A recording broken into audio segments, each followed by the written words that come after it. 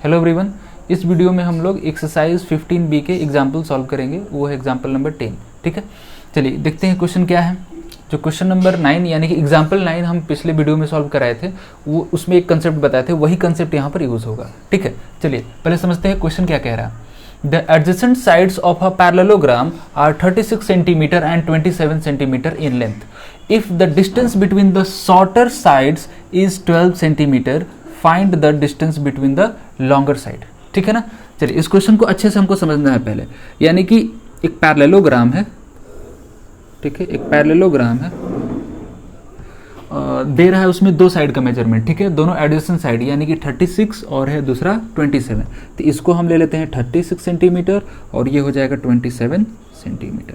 ठीक, चलिए अब इसमें क्वेश्चन में क्या गिवन है, दूसरा पार्ट कि shorter side, distance between the shorter side is 12 centimetre. यानी कि शॉर्टर साइड ये है ना, इन दोनों के बीच का जो दूरी होगा, इन दोनों के बीच का जो दूरी होगा वो कितना दिया है, 12 सेंटीमीटर है।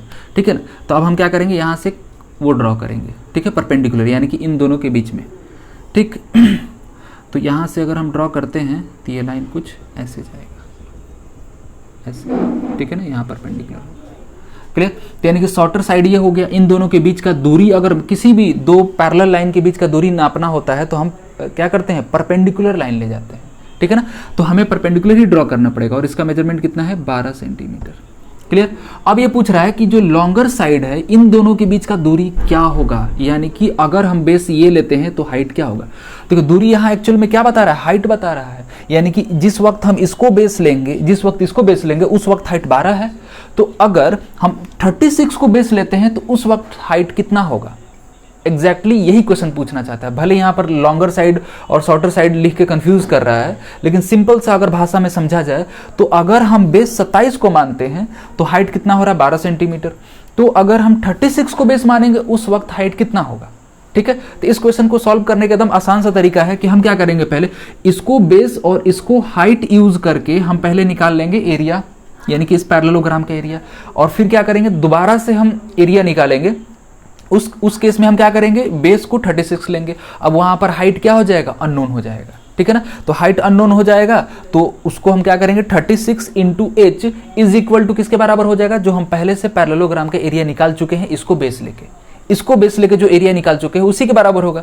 अब सेम पैरेललोग्राम का हम कितने भी तरह से एरिया निकालें, आएगा तो सेम ही ना। ठीक है, चलिए अब स्टार्ट करते हैं। यहां से क्वेश्चन में गिवन क्या है, पहले हम निकाल लेते हैं डायरेक्टली यहां से एरिया ही। ठीक है, area of parallelogram, area of parallelogram taking 27 centimetre as base and 12 centimetre height. ठीक है ना। तो कितना हो जाएगा, फॉर्मूला होता है बेस इंटू हाइट। ठीक है ना, बेस इंटू हाइट।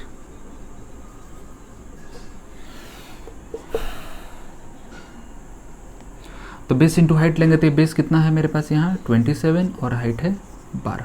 ठीक है ना, 27 और 12। तो इसको हम यहाँ मल्टीप्लाई नहीं करते हैं क्योंकि फिर वापस से जाकर वहाँ पर हम आपको डिवाइड ही करना है। ठीक है ना। तो आगे चल के और ये आसान हो जाएगा। तो 27 इंटू 12 हो गया, इसका यूनिट हो जाएगा सेंटीमीटर स्क्वायर।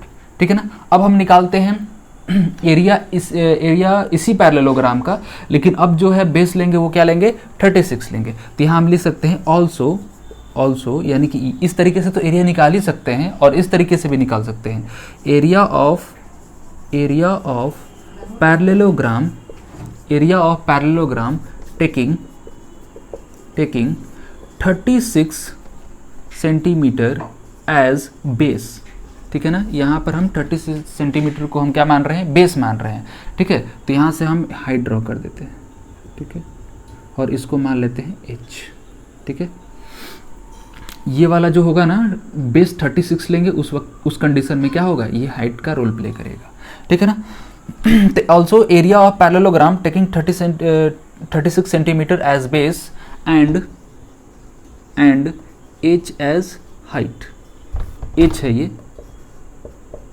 As height. ठीक है ना।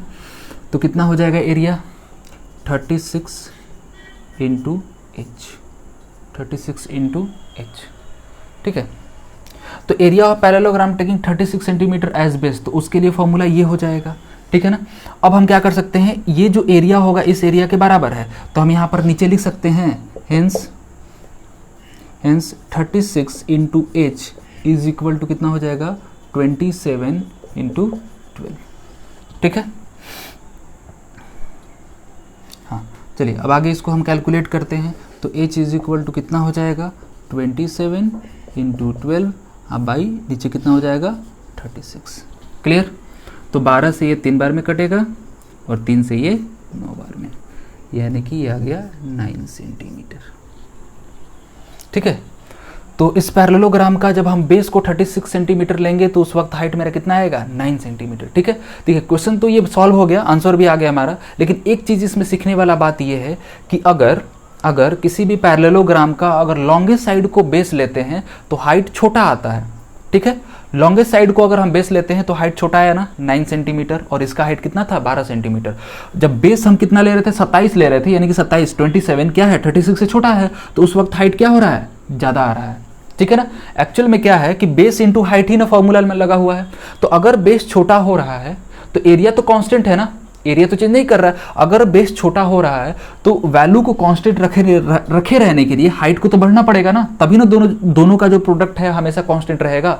इसीलिए अगर बेस का मेजरमेंट यहाँ पर बढ़ गया यानी कि 27 से 36 होता है तो हाइट क्या होगा छोटा होगा, ताकि इन दोनों का प्रोडक्ट भी इसके प्रोडक्ट के बराबर हो जाए, ठीक है ना। ये एडिशनल चीज था जो हम यहाँ पर ध्यान आया तो बता दिए, ठीक है। तो हाइट कितना हो जाएगा, यानी कि लॉन्गर साइड के दो लॉन्गर जो साइड है उसके बीच का दूरी कितना हो गया 9 सेंटीमीटर, ठीक है। चलिए तो इस क्वेश्चन को जरूर ध्यान से एक बार और सॉल्व करना है ताकि ये कंसेप्ट अच्छे से क्लियर हो जाए, ठीक है। चलिए इस वीडियो में बस इतना ही, अब मिलते हैं हम लोग नेक्स्ट वीडियो में एक नए क्वेश्चन के साथ।